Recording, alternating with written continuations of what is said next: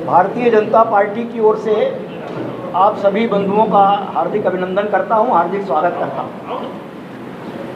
संकल्प पत्र, भाजपा का संकल्प पत्र 2024 मोदी की गारंटी, यह कल जो है अखिल भारतीय स्तर पर भारतीय जनता पार्टी के राष्ट्रीय अध्यक्ष नड्डा जी एवं प्रधानमंत्री नरेंद्र मोदी जी की उपस्थिति में राजनाथ सिंह जी जो इसके संयोजक हैं के द्वारा जारी किया गया है। उसी संदर्भ में आज जानकारी देने के लिए आप सभी के समक्ष उपस्थित हुए हैं अपने प्रदेश भाजपा के प्रवक्ता संजय श्रीवास्तव जी। मैं श्रीवास्तव जी से आग्रह करता हूं कि वे अपनी बात संकल्प पत्र के संदर्भ में आपके समक्ष रखें। चलिए, सभी आज की इस प्रेस वार्ता में नांदगांव जिले के सभी सम्मानीय पत्रकार बंधुओं को नमस्कार। नवरात्र पर्व चल रहा है, नवरात्र पर्व के लिए आप सबको बहुत बहुत बधाई। और सबसे पहले विलम्ब से आने के लिए आप सबसे क्षमा चाहता हूं। मैं कुछ रायपुर का नामांकन, फिर बारिश और कुछ कारणों से थोड़ा सा विलम्ब हुआ, उसके लिए क्षमा चाहता हूं। आज की इस बैठक में हमारे जिलाध्यक्ष रमेश पटेल जी, हमारे पूर्व जिलाध्यक्ष संतोष जी, योगेश जी, हमारे लोहिया जी, सौरभ जी, गिन्नी चावला जी, लोकसभा के चुनाव और किसी भी राजनीतिक दल का घोषणा पत्र, मुझे लगता है मीडिया से ज़्यादा देश की जनता जिनको मतदान करना है उनको बहुत आशा रहती है कि आने वाले समय के अंदर में, आने वाले 5 वर्षों में कौन सा दल किस तरह के घोषणा पत्र के अंदर में मुद्दों को लेकर आ रहे हैं देश के विकास के लिए, प्रदेश के विकास के लिए, साथ ही साथ निजी तौर पर सभी वर्गों के लिए किस तरह का समावेश है घोषणा पत्र में। आने वाले 5 वर्षों का जो विज़न डॉक्यूमेंट होता है वो किस तरह का होगा। कल जैसा कि लोहिया जी ने बताया कि कल भारतीय जनता पार्टी लोकसभा 2024 का घोषणा पत्र दिल्ली में जारी हुआ। वैसे तो पिछले 10 वर्षों से इस देश के अंदर में भारतीय जनता पार्टी की सरकार है, एनडीए की सरकार है। 2014 में जब सरकार बनी, 5 साल के कार्यकाल पर एक मुहर लगा और 2019 में एक बड़ा बहुमत हमको फिर से प्राप्त हुआ और फिर 5 सालों के अंदर में हमने कुछ संकल्पों को पूरा किया। आम आदमी के लिए, गरीबों के लिए हमने बहुत सारे काम किए। इन 10 वर्षों का हमारा कार्यकाल का लेखा जोखा तो है, लेकिन साथ ही साथ आने वाले 5 वर्षों में क्या हमारा संकल्प होगा, क्या देश हित में हमको निर्णय लेने हैं, क्या विश्व के अंदर में देश की धमक के लिए किन योजनाओं को लेकर हम जाने वाले हैं, एक उसका संकल्प पत्र हमने कल जारी किया जिसका नाम हमने मोदी की गारंटी 2024 दिया है। ये संकल्प पत्र जो है, मैं तो शॉर्ट में आपसे बातचीत करूंगा, लेकिन उसको उपलब्ध कराया जाएगा आपको डिजिटल फाइल में, डिजिटल में। ये तो शॉर्ट है आपका, डिजिटल 76 पेज का है, 76 पेज का है। उसको डिजिटल प्लेटफॉर्म में मैं चाहूँगा कि हमारे जो मीडिया के लोग हैं वो उनको उपलब्ध कराएंगे। घोषणा पत्र के पहले आपको ध्यान होगा कि हमने वैन निकाली थी पूरे देश के अंदर में कि घोषणा पत्र के लिए आम लोगों से सुझाव एकत्रित किया जाए। तो आपको बताते हुए मुझे प्रसन्नता हो रही है कि घोषणा पत्र समिति को करीब 15 लाख सुझाव हमको प्राप्त हुए हैं। इसमें नमो ऐप जो है उससे 4 लाख और लगभग वीडियो के माध्यम से हमको अन्य जो प्लेटफॉर्म होते हैं सोशल मीडिया के, उससे लगभग 10 लाख जो सुझाव हमको प्राप्त हुए। लगभग 15 लाख सुझाव हम सबको प्राप्त हुए और ये कह सकते हैं कि उसका निचोड़ है कि सब मिलकर हमने उस पर निर्णय करने के बाद ये एक संकल्प पत्र हमने देश हित में लेकर आया है। ये केवल पुराने सरकारों या पुराने चुनाव के तरह नहीं कि सिंपल हम यदि निकाल दें, आज की आवश्यकता के अनुरूप हमको उसको हमने 10 सोशल ग्रुप पे बांटा है। अर्थात कोई ऐसा ग्रुप छूटे नहीं जिसके अंतर्गत काम ना हो।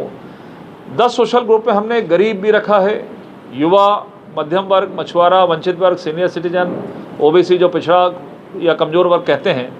एक सेक्टर ये है कि जो हमको काम करना है, लेकिन काम इस देश का पुराना इतिहास ये रहा है कांग्रेस के समय कि योजनाएं बनती थी, लेकिन गुड गवर्नेंस नहीं होने के कारण वो योजनाएं आम जनता तक पहुंच नहीं पाती थी, जिसको स्वयं देश के पूर्व प्रधानमंत्री आदरणीय राजीव गांधी जी, स्वर्गीय राजीव गांधी जी ने इस बात को स्वीकार किया था कि 1 पैसा यदि 10 रुपये मैं भेजता हूँ तो उसमें से 85 पैसा बीच में निकल जाता है, केवल 15 पैसे आम जनता तक पहुँचता है। इसलिए एक गुड गवर्नेंस भी होना चाहिए। तो गवर्नेंस को भी हमने ठीक करने के लिए 14 सेक्टर में उसको भी ये बांटा है कि किस तरीके से हम गवर्नेंस के माध्यम से इन कामों को पूरा करेंगे, उसको डिटेल्स में आपको मिल जाएगा। साथ ही साथ जैसा मैंने कहा कि दुनिया के अंदर में जब भारत की धमक एक भारत की पहचान बनी है, तो अन्य देशों से हमारे संबंध है, आंतरिक है, बाह्य सुरक्षा है, समृद्ध भारत है, ईज़ ऑफ लिविंग है, विरासत का विकास है, गुड गवर्नेंस है, सुशासन, स्वस्थ भारत आपके हाथ में, ये सब चीज़ें मैं बहुत डिटेल में नहीं जाऊंगा। स्वस्थ भारत, शिक्षा, खेल, ऐसा कोई क्षेत्र नहीं है जिसकी चिंता ये मोदी की गारंटी घोषणा पत्र में नहीं की गई है।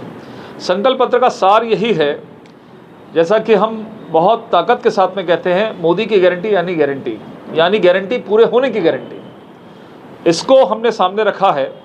और हम जो कहते हैं उसको पूरा करते हो, जो नहीं कहते हैं वो हम कहते ही नहीं है। इस तरह का विषय हम सामने लेकर आए हैं। ये संकल्प पत्र जो एक हमारा विज़न भी है कि 2047 तक एक विकसित भारत की जो परिकल्पना है उसको भी पूर्ण करने की दृष्टि से उस दिशा में ये संकल्प पत्र बहुत महत्वपूर्ण साबित होगा। आदरणीय नरेंद्र मोदी जी ने 2014 और 19 में पूर्ण बहुमत को गांव, गरीब, वंचित, दलित, महिला, युवा और किसान को समर्पित किया है। हमारे पिछले 10 वर्षों के कार्यकाल को कहें या फिर घोषणा पत्र की बात करें, तात्कालिक रूप से ये नहीं है कि जो डिमांड है उसको पूरा करें, इसको तो करना ही है जो आवश्यकताएं हैं। लेकिन देश की आज़ादी के बाद कुछ इस तरह के चीज़ें थी, जब कांग्रेस की सरकारें हुआ करती थी, उस दिन से कुछ हमने संकल्प लिया था। जब जनसंघ का निर्माण हुआ तो 1952 में डॉक्टर श्यामा प्रसाद मुखर्जी जी ने इस विचार को साझा किया था। पंडित दीनदयाल उपाध्याय जी की परिकल्पना थी, अंत्योदय, अंतिम पंक्ति में बैठे हो अंतिम व्यक्ति। इस दिशा में भी ये वैचारिक अधिष्ठान का पर्याय है, ये घोषणा पत्र है। इसको जब हम पूर्ण पढ़ेंगे तो ये उसमें दिखेगा। भाजपा का संकल्प पत्र एनडीए सरकार की उपलब्धियों का भी एक अवलोकन देता है और एक 2047 जैसा मैंने कहा कि एक विकसित भारत की परिकल्पना भी इसमें है। इसमें मुख्य रूप से जो 4 स्तंभ जो आपने मोदी जी के भाषण में भी सुना होगा, ज्ञान की जो हम बात करते हैं, ज्ञान अर्थात जी से गरीब होता है, वाई से युवा होता है, ई से अन्नदाता होता है और एन से नारी, अर्थात इन 4 वर्ग। मोदी जी का मानना है कि कोई धर्म, जाति, विशेष ये सब नहीं, ये 4 वर्ग को हमने यदि काम कर लिया, जिसमें युवा भी है, गरीब भी है, किसान भी है और महिलाएं भी है, तो निश्चित तौर पर पूरे देश का विकास या सभी वर्ग इसमें शामिल हो सकते हैं। दूसरा ये है कि हमारा फोकस इस बार केवल जनता को देना नहीं है, एक्चुअली क्वालिटी ऑफ लाइफ, अब थोड़ा सा स्तर भी होना चाहिए। केवल देने की प्रवृत्ति नहीं, हम दे रहे हैं तो क्या दे रहे हैं, ये भी हमको ध्यान रखने की आवश्यकता है। इसमें एक सबसे महत्वपूर्ण जो चीज़ है कि गरीब के भोजन की चिंता, इसीलिए आने वाले 5 साल तक भी हमारी जो योजनाएं चल रही हैं, गरीबों को 80 करोड़ लोगों को जो मुफ्त राशन योजनाएं हैं वो अनवरत जारी रहेगा। ये सबसे बड़ा एक पक्ष है। दूसरा ये है कि किसी भी व्यक्ति को ये रहता है कि वो स्वस्थ रहे। आखिर में ये रहता है किसी भी क्षेत्र में कितना बड़ा व्यक्ति हो, लेकिन उसकी अंतिम मतलब ये रहता है कि मैं स्वस्थ रहूं, हमेशा स्वस्थ रहूं। इसके लिए हमने ये देखा है कि एक सीमा के बाद कई लोगों को स्वास्थ्य की सुविधाएं नहीं मिल पाती हैं। जैसा कि हमारा आयुष्मान योजना है, उससे आप सब लोग भी उसका लाभ लेते हैं, हम सब लोग लाभ लेते हैं, कोई ऐसा वर्ग नहीं जो उसका लाभ नहीं लेता है। तो इस घोषणा पत्र में हमने मोदी की गारंटी में किया है कि 70 वर्ष की आयु से ऊपर के जो बुजुर्ग हैं, कई बार ऐसा होता है कि यहाँ तक इसको सुविधा मिलेगी, 65 तक मिलेगी, 60 तक मिलेगी। निर्णय ये किया गया है कि 70 वर्ष की आयु से ऊपर के हर बुजुर्ग को आयुष्मान योजना के दायरे में लाया जाएगा। अर्थात 70 लाख के ऊपर के हर बुजुर्ग, चाहे वो गरीब हो, मध्यम वर्ग के हों या फिर उच्च वर्ग के हों, उच्च मध्यम वर्ग के हों, उन्हें 5 लाख रुपए तक की मुफ्त इलाज दिया जाएगा। इसमें ये है।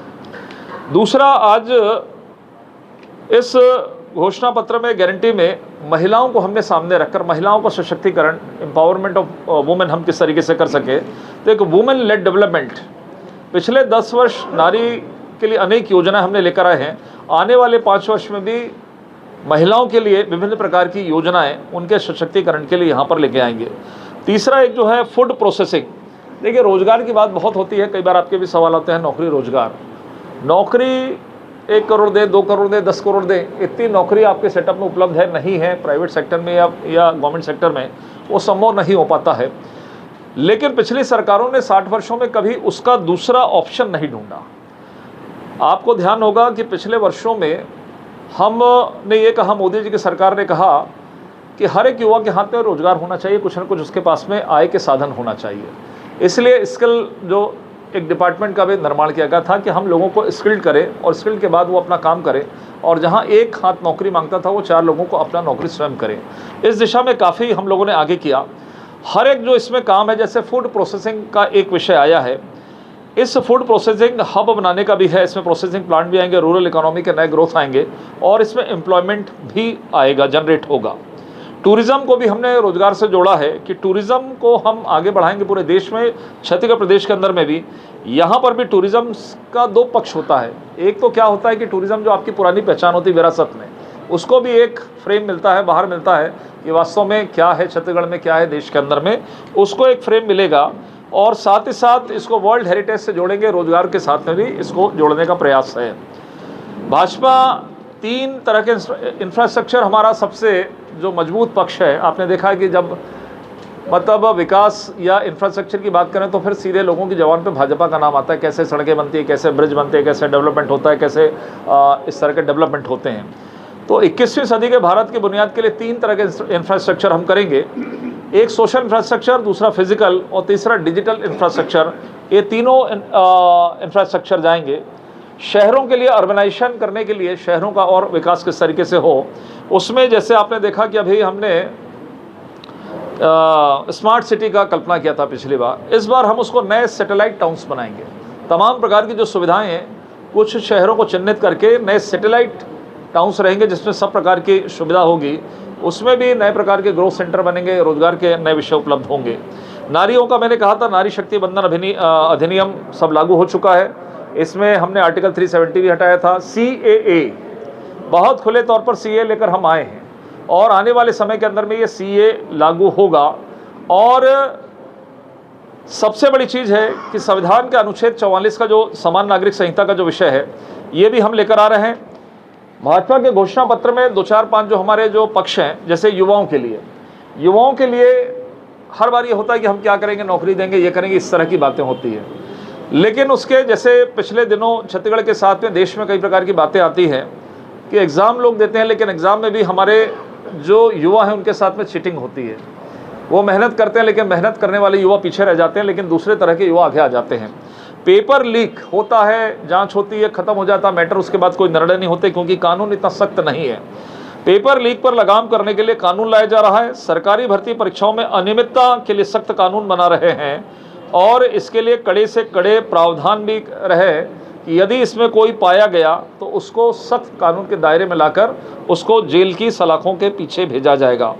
दूसरा, सरकारी भर्ती परीक्षा पारदर्शी आयोजन कर लाखों युवाओं को सरकारी नौकरी, और आगे भी समयबद्ध तरीके से हम इसको करेंगे। युवाओं के लिए स्टार्टअप इकोसिस्टम कर रहे हैं, उसके लिए फंड बढ़ा रहे हैं हम। इकोसिस्टम करके स्टार्टअप को हम को मेंटरशिप दे रहे हैं। सरकारी खरीदी में जो सरकार खरीदती है सामान, उसमें जो स्टार्टअप काम करेंगे उसको हम प्रिविलेज देंगे, उसको प्रोत्साहन करेंगे कि उनको प्रायोरिटी देके कि उनसे हम चीज़ें लेंगे। मैन्युफैक्चरिंग क्षेत्र में भी रोजगार के अवसर हैं, इंफ्रास्ट्रक्चर में है, हाई वैल्यू सर्विसेज के लिए हैं, उद्यमिता को भी हम लोग आगे बढ़ा रहे हैं। किसानों के लिए जो बात है, आपने देखा कि किसानों की जो सरकार, ये कांग्रेस की सरकारें हुआ करती थी, सरकारों के साथ साथ उनकी योजनाएं बंद हो जाती थी। लेकिन हमारी घोषणा इसमें यह है कि PM किसान योजना जो हम 6,000 रुपये दे रहे हैं, वो हमारा किसान सम्मान निधि अनवरत जारी रहेगा। प्रमुख फसलों के लिए MSP को हम बढ़ा रहे हैं। दाल, खाद्य तेल, सब्जी उत्पादन के लिए हम नए क्लस्टर बना रहे हैं। अनुसंधान का भी कर रहे हैं। प्राकृतिक खेती की बातचीत हो रही है और कृषि में डिजिटल इंफ्रास्ट्रक्चर को भी हम लेकर आ रहे हैं ताकि सुविधा घर बैठे हमारे किसानों को उपलब्ध हो जाए। महिलाओं के लिए एक योजना आपने लखपति दीदी की आपने योजना सुनी है। अब तक पिछले सालों में लगभग 3 करोड़ जो हमारी ग्रामीण महिलाएं हैं उनको लखपति दीदी बनाया गया है। हमारी सेल्फ हेल्प ग्रुप की महिलाओं को भी इससे जोड़ा गया है।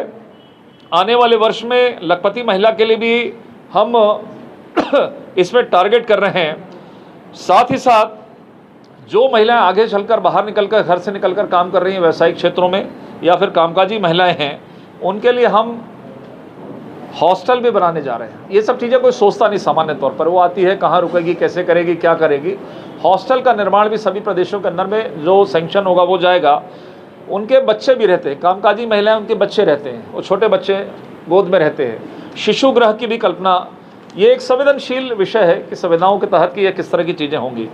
महिलाओं को अब हम किसानों की तर्ज पर खेत में लाने की योजना भी बना रहे हैं, उसके लिए भी प्रावधान इसमें बनाया जा रहा है।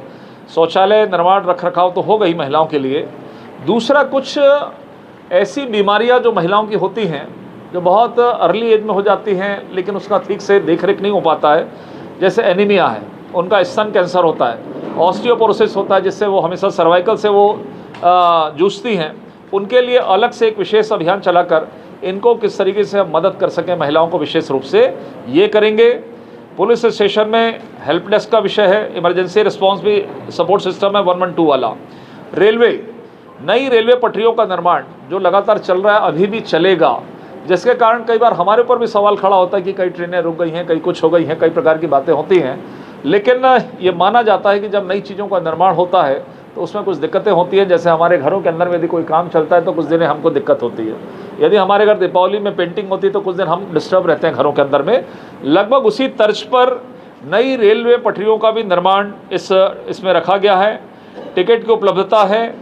हर साल लगभग 5,000 किलोमीटर रेल नई पटरियाँ, जो कि 20 साल में कांग्रेस नहीं कर पाई, वो हम हर साल टारगेट रखेंगे। 5,000 किलोमीटर रेल पटरियाँ। हमारे यहाँ तो सुविधा है, कई क्षेत्र ऐसे भी है प्रदेश जहाँ पर रेलवे की सुविधाएं नहीं हैं, वहाँ पर पटरियों का निर्माण करेंगे। वेटिंग लिस्ट, इसका भी एक प्रावधान है कि वेटिंग लिस्ट को पूर्णतः समाप्त करने का निर्णय लिया गया है कि अब वेटिंग लिस्ट वाला सिस्टम नहीं होगा। 1300 रेलवे स्टेशन, 1300 रेलवे स्टेशनों का वर्ल्ड लेवल पे हम डेवलपमेंट करने जा रहे हैं। बहुत सारी ट्रेनें हैं, वंदे भारत, अमृत भारत, नमो भारत, इसमें और आगे बढ़ाएंगे। वंदे स्लीपर ट्रेन, मेट्रो का विषय है, बुलेट ट्रेन का जो काम चल रहा है। नागरिकों को जो ट्रेनों से संबंधित सुविधाएं ये रेलवे के लिए है, ये भी हम करने जा रहे हैं। कुछ हमारी पहचान पिछले 10 वर्षों में आपने देखा कि आज़ादी के बाद हमने अपनी संस्कृति के लिए कभी कोई पहचान के लिए कभी कोई बहुत काम नहीं होते थे, लेकिन पिछले 10 वर्षों में आपने देखा कि संस्कृति के लिए भी माननीय मोदी जी की सरकार ने काम किया है। उसमें काशी विश्वनाथ कॉरिडोर, ये आने वाले सरकार के समय हम इसके विकास के लिए आ रहे हैं। अयोध्या के लिए रामलला का दर्शन जो चल रहा है उसमें और भी इसका विकास डेवलपमेंट करने का काम बचा है। भारतीय साहित्यिक रचनाएं, समृद्ध सांस्कृतिक विरासत, भारतीय ज्ञान परंपरा, पर्यटन स्थल पर भी स्वदेशी दर्शन का काम, और लक्षद्वीप, अंडमान और निकोबार द्वीप समूह में द्वीप पर्यटन केंद्र। मालदीव वाला विषय आपको मालूम है, तो लक्षद्वीप, अंडमान और निकोबार द्वीप समूह में द्वीप पर्यटन केंद्र भी हम आने वाले समय में कर रहे हैं। नॉर्थ ईस्ट जो हमारा अच्छा जगह है वहाँ पर भी एडवेंचर के लिए काम करेंगे। भ्रष्टाचार का तो खैर मालूम ही है, मोदी जी की सरकार जिस तरीके से कर रही है उसको और तेज गति से आगे बढ़ाया जाएगा। सीए का मैंने बता दिया आपको, समान नागरिक संहिता, जो लोगों की मन में एक कल्पना भी है कि इसको कब लागू किया जाएगा, इसके अनुरूप नीति के निर्देशित अनुरूप दर्ज की गई है। भाजपा का मानना है कि जब तक भारत में समान नागरिक संहिता को अपनाया नहीं जाता तब तक महिलाओं को समान अधिकार नहीं मिल सकता। सर्वश्रेष्ठ परंपराओं से प्रेरित समान नागरिकता बनाने के लिए हम प्रतिबद्ध हैं और उस काम को हम आगे बढ़ाएंगे। कुछ 2-4 और आपको बता के समाप्त करूंगा। कुछ हाइलाइट्स है इसमें।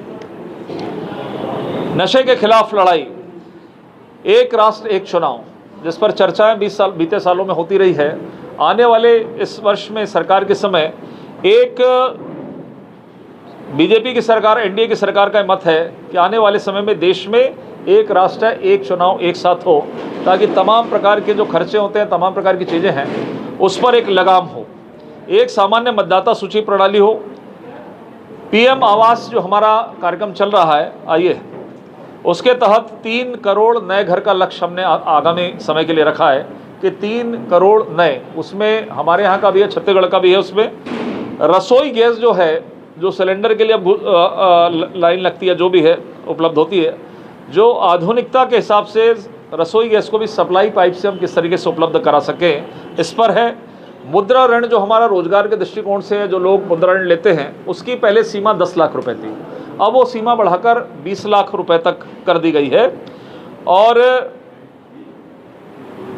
2025 में जनजातीय गौरव दिवस, सभी जो रीजनल लैंग्वेज हैं, रीजनल जो लैंग्वेज है, जैसे तमिल की बात है या अन्य भाषाएं हैं, इन भाषाओं को भी प्रमोट करने का काम किया गया है।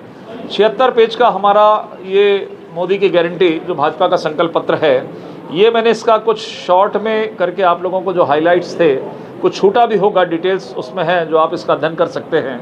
ये आप सबके समक्ष मैंने रखा है, सभी जिलों के अंदर में हम इस विषय को रख रहे हैं, आप सबके माध्यम से आम जनता तक ये जाएगा। हमें पूरा विश्वास है कि आने वाले 5 वर्षों में सरकार बनने के बाद इस दिशा में जब काम होगा तो पत्रकारों का भी और पत्रकार समूह का भी योगदान इसमें मिलेगा। जो अच्छे कार्य होंगे उसमें आप सब लोगों का भी योगदान मिलेगा, आम जनता तक ये बातें पहुंचेगी। बहुत बहुत धन्यवाद।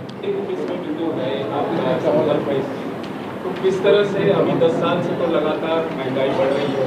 आज की डेट में बात करूँ तो दाल जो है, जो दैनिक उपयोग की चीज़ है, 80 रुपये से ऊपर नहीं, देखिए ऐसा हालात में आप गरीब की थाली से 5 रुपये 5 किलो चावल देकर आप अफोर्डेबल कैसे कर सकते हैं? नहीं, देखिए ऐसा है, बिल्कुल आपने सही कहा, लेकिन इस देश में आपको ध्यान होगा कि बरसों बरस से 40, 50, 60 वर्षों से, आज भी यदि हम बात करें तो चुनावों के अंदर में बात होती है गरीबी हटाएंगे, रोजगार की बात होती है। इस देश में जो हमारे गरीब तबके के लोग हैं, बीपीएल परिवार के लोग हैं, वो हमारे गरीबों की श्रेणी में आते हैं। मैं उसकी बात कर रहा हूँ। उन गरीबों को जो राशन उपलब्ध नहीं हो पाता था, जो उनको दिक्कतें होती हैं, उन गरीबों को हम किस तरीके से, जो 80 करोड़ हमने कहा है कि ऐसे लोगों को हम ये उपलब्ध कराएंगे। जहाँ तक मध्यम वर्ग का जो आपने कहा कि कुछ चीज़ों पे आपने कहा है, समय के साथ में जो चीज़ें हैं, अब कांग्रेस की बात मैं करूँ, यदि औसत हम बात करें, देखिए महंगाई की दर किसी 1-2 वस्तुओं पर नहीं होती कि दाल या हम चावल की बातचीत कर ले। एवरेज यदि हम कहते हैं, जिसको हम महंगाई दर की बात करते हैं, इन्फ्लेशन रेट की बात करते हैं, ये इन्फ्लेशन रेट यदि आप देखेंगे 2014 में यदि मनमोहन जी की सरकार गई थी उस समय 11.4 था। आज हम 7% पे खड़े हैं, 6.5, 7, 7.5% तक खड़े हैं। तो महंगाई को इस तरीके से तोला जाता है, कभी कुछ डिमांड्स के आधार पर, प्रोडक्शन के आधार पर ये सब चीज़ें होती है, या वर्ल्ड वाइड जो उपलब्धता रहती है उसके आधार पर कुछ दाम बढ़ते हैं। लेकिन हम महंगाई को एवरेज लेते हैं तो मुझे लगता है हम बहुत बेहतर स्थिति में है कांग्रेस के ज़माने से। सर, जैसे दीदियों की बात कर रहे हैं तो यहाँ के कॉलेज स्कूल में जाकर घूम के देख लीजिए, उनको क्या रोजगार मिलेगा। जिन महिलाओं को छोड़ो, बच्चे ड्रॉप आउट स्कूल और कॉलेज हो रहे हैं, सैनिटरी नैपकिन चल ही नहीं है। देखिए आपको शायद, देखिए ऐसा है, ड्रॉप रेट वाला जो स्कूल का ड्रॉप रेट वाला है, वो पहले से हम बहुत बेहतर स्थिति में, मेरी पिछली सरकार का मैं बता रहा हूँ, अभी तो ये शुरुआत हुई है, लेकिन ड्रॉप रेट जब हम सरकार में आए थे बहुत ज़्यादा थी। ड्रॉप रेट मेरे ख्याल से 1 पॉइंट समथिंग कुछ पे आके रुक गया है। पहली चीज़ रोजगार का मैंने कहा, देखिए ये दुर्भाग्य की बात है। अच्छा, रोजगार नहीं पूछा? मैंने पूछा, आपने एक विचार 5,000। हाँ, कोविड के बाद देखिए ऐसा है, हाँ मैं समझ गया। हाँ, जो सीनियर सिटीजन है उनकी सुविधाएं आप लोगों ने बंद करवा दी। देखिए सुविधाएं नहीं है। देखिए इस देश में क्या है, कभी ये होता है कि जहाँ, हाँ नहीं सुनिए, वो सीनियर सिटीजन वाला बोल रहे हैं जो कंसेशनल था, उसी की बात करें। देखिए इस देश में क्या होता है, यदि हम किसी चीज़ को कंसेशन कर देते हैं तो लगता है यही हमारे लिए सुविधा है, लेकिन हमको इंफ्रास्ट्रक्चर, हमको रोड, सड़क, रेलवे पटरी, ट्रेन के अंदर में क्या सुविधाएं मिले, इन पर कभी सीधे तौर पर कोई ध्यान नहीं देता है। लेकिन इस सरकार ने हम छूट पर आगे भी दे सकते हैं, कोई उसमें दिक्कत की बात नहीं है, लेकिन 5 लाख तक सीनियर सिटीजन में 5 लाख तक। हाँ नहीं वो हेल्थ का, ये रेलवे का बोल रहे हैं, मैंने माना। उसमें ये है, मेरे कहने का मतलब है, उसको कई चीज़ों को समझने की भी बात है कि मैंने उसको 10% छूट दे दिया तो वो छूट कटता है तो लगता है क्यों छूट दे दिया, इस पर भी विचार करेंगे। लेकिन आज के समय में जो डिमांड है, सबसे ज़्यादा डिमांड है कि उनको सुरक्षा चाहिए, उनको सुविधायुक्त चाहिए, उनको अच्छा इंफ्रास्ट्रक्चर चाहिए। उस दिशा में लगातार सरकार काम कर रही है। और जैसा कि संतोष जी ने भी कहा, मैंने भी पहले कहा कि स्वास्थ्य जो ऐसा है, स्वास्थ्य रेलवे में तो ठीक है, परिवार है, ये है वो है करके मैनेज करके चला जाएगा, लेकिन स्वास्थ्य व्यक्ति को है। 70 साल की चिंता हमने करी, पहले लोगों को नहीं मिलता था। 70 साल प्रत्येक नागरिक को, किसी भी वर्ग का हो, कई मध्यम वर्गीय भी बहुत कमज़ोर होते हैं जो पैसा एफोर्ड नहीं कर पाते हैं, तो उनके लिए हमने किया, बहुत सारी योजनाओं को लेकर आ रहे हैं, महिलाओं के लिए हमने किया। जी संकल्प तो ठीक है, लेकिन आपके जो लोकसभा प्रत्याशी हैं, मोदी के नाम में सवार हो चुनाव लड़ रहे हैं, ना कहीं प्रचार प्रसार दिख रहे हैं, ना कहीं मीडिया में दिख रहे हैं, इस बारे में क्या कहेंगे? नहीं देखिए ऐसा है, मीडिया में तो मैं निवेदन ये करूंगा कि आप लोग छापें हैं? नहीं ठीक है, जो बातचीत आई है वो हम बातचीत कर लेंगे। भूपेश बघेल जी हाँ, लेकिन एक मिनट उनका बात पूरा कर दूं। देखिए ऐसा है, हम मीडिया में, या मीडिया एक बड़ा साधन है, बड़ा माध्यम है, इस बात को कोई नकारता नहीं है, आम जनता तक पहुंचता है, इस बात को उसको करेंगे ही। लेकिन हमारे प्रत्याशी का मुख्य वो है, आखिर मोदी जी हमारे ही दल के कार्यकर्ता है ना, हमारे ही नेता हैं, हम थोड़ी ना किसी राहुल गांधी का नाम लेंगे जाके। तो मुझे लगता है कि सबने मिलकर काम किया, उन्होंने भी 5 साल काम किया, वो जो बड़े निर्णय हो उसमें उनकी भी सहभागिता रही है। हम फोकस कर रहे हैं घर घर मिलना, लोगों से मिलना, संपर्क करना, इस पर जाकर काम कर रहे हैं। कांग्रेस, हाँ ये है विषय, और मीडिया वाला विषय वो तो सब आप लोगों का प्रेम सहयोग से होगा, सब आगे होगा। हाँ फ्लैक्स लगे बड़ा वो है संतोष पांडे, और उसके बाद सीधा मोदी जी, यानी अटल जी को आप भूल गए, सावरकर जी को बोल दिए, रमन सिंह जी ने कहीं ना कहीं 15 साल काम किया, किसी का फोटो नहीं। चलिए ठीक है, वो देखिए ये अब इस पे कोई ये विषय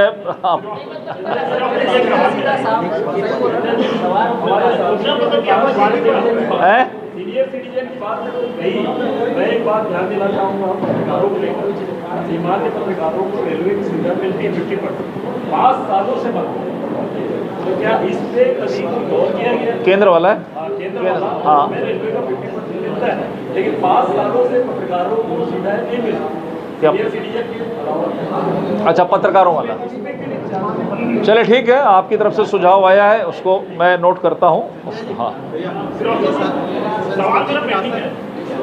घोषणा पत्र में आपने बताया है कि ये इसकी कोई जानकारी या डेटा होगा, और सबसे बड़ा सवाल मेरा ये है कि आपके जो 76 मंत्रियों का जो अभी भी कर्ज में है और छत्तीसगढ़ राज्य के कर्ज में, ये दोनों कर्ज मुक्त होंगे, इसके लिए अपने पास क्या कार्य है? देखिए यही इसमें जो आपस में होता है, ये सब यही प्रश्न होते हैं कि सुविधाओं के लिए, देखिए किसी भी विकासशील देश में यदि डेवलपमेंट करना है तो देखिए कर्जा तो सरकारें लेती हैं, और इसीलिए उसमें प्रावधान भी है। तो मुझे लगता है कि पहली प्राथमिकता जो हमारी ये है कि आम जनता को हम किस तरीके से सुविधाएं दें, पैसे का सदुपयोग किस तरीके से, ये सरकार की प्राथमिकता होनी चाहिए। कर्जा सरकारें लेती, आज नहीं, देश की आज़ादी के बाद से आज तक सरकारें लेती है, लेकिन वो पैसा कहाँ जा रहा है ये ध्यान देने योग्य है। केंद्र की सरकार पर यदि बात आता है, आप देख रहे हैं 10 सालों के अंदर में पूरे देश के अंदर में इंफ्रास्ट्रक्चर से लेकर डेवलपमेंट को आप बहुत बेहतर तरीके से देख रहे हैं। पहले भी हमारी सरकारों के समय देखा है, कुछ सरकारों को आपने पिछले 5 साल भी देखा है कि पैसा कर्जा में लेकर वो पैसा कहाँ जाता रहा है, किन किन योजनाओं के माध्यम से कैसा भ्रष्टाचार हुआ है, एक एक करके खुल रहा है। तो देखिए उसमें कोई दिक्कत वाली बात नहीं, कर्जा लेने की बात, लेकिन हाँ सरकार इसमें सोचती है, और सोचने के बाद यदि फिर कुछ लगता है तो फिर थोड़ा सा हल्ला होता है, ये वाले विषय रहते हैं। लेकिन कहीं ना कहीं अपनी आय को बढ़ाना ही पड़ेगा, दोनों को कंपनसेट करना पड़ेगा, इस दिशा में सरकार काम करेगी। कुछ वो डिटेल वाले में होगा मेरे ख्याल से, सब में सभी जितने हेरिटेज हैं सबके डेवलपमेंट करने की सरकार, ये एक ही सरकार तो है, एक ही पार्टी तो है जो इस पर ध्यान देती है, नहीं तो लोग तो अपने परिवार पे ध्यान देते कि परिवार का डेवलपमेंट कैसा होगा। चलिए बहुत बहुत धन्यवाद। हाँ बताएं, बोले ना बोले लगातार मंचों पे जाकर कह रहे हैं कि सरकारी जो राशन दे रहे हैं उस पर कटौती की जा रही है, 5 किलो करके 20 किलो की जगह अगर 3 है तो 20 किलो कटौती करके केवल 15 किलो दिया। देखिए जो लोगों ने कोविड के समय 5,000 करोड़ का गरीबों के राशन पर डाका डाला, वो आज चिंता करें गरीबों की। 5 साल भी इनकी सबसे बड़ी गलती यही थी कि ये भ्रम फैलाते रहे, मोदी जी को चिट्ठी लिख कर। अभी भी चुनाव के अंदर में भ्रम फैलाने की कोशिश कर रहे हैं कि हम पूरा अनाज मिल रहा है, नीचे पब्लिक से कहीं कोई आवाज़ नहीं आ रही है। लेकिन भूपेश बघेल जी भ्रम फैला रहे हैं, और भूपेश बघेल जी ये सब छोड़े ना, पहले वो कार्यकर्ता क्या नाम था जो जवाब पूछा है उसका सवाल दे दे, वो 5 करोड़ कहाँ गया जो पेमेंट हो गया है? सुरेंद्र दाऊ ने पूछा है जो वो 5 करोड़ किसके वर्मा, विनोद वर्मा के लड़के को पेमेंट किया, उसका जवाब तो दे दें पहले। हाँ राजनांदगांव में महिला सशक्तिकरण की अभी आपने बात की है, तो रेप के मामले में जो देखिए 5 सालों में, पिछले 5 सालों में जिस तरीके से अपराध फला फूला है, मेरा खुला आरोप है, जिस तरीके से दूसरे प्रदेशों से आके यहाँ लोगों ने साम्राज्य बनाया अपराधियों ने, उन अपराधियों के हौसले बुलंद अभी भी हैं। हमारी सरकार आई है, इसमें 0 टॉलरेंस है भ्रष्टाचार, रेप, तमाम प्रकार के मामले को लेके। लेकिन चूंकि सरकार बनने के बाद केवल 2 महीने हुए हैं, उसके बाद फिर से आचार संहिता चुनाव के अंदर में है, थोड़ा इंतजार करिए। इस तरह के माफिया जो कांग्रेस नीत माफिया है, जिनको संरक्षण मिला था, ये इस सब पर लगाम होगा, आने वाले समय में ये देखने को मिलेगा।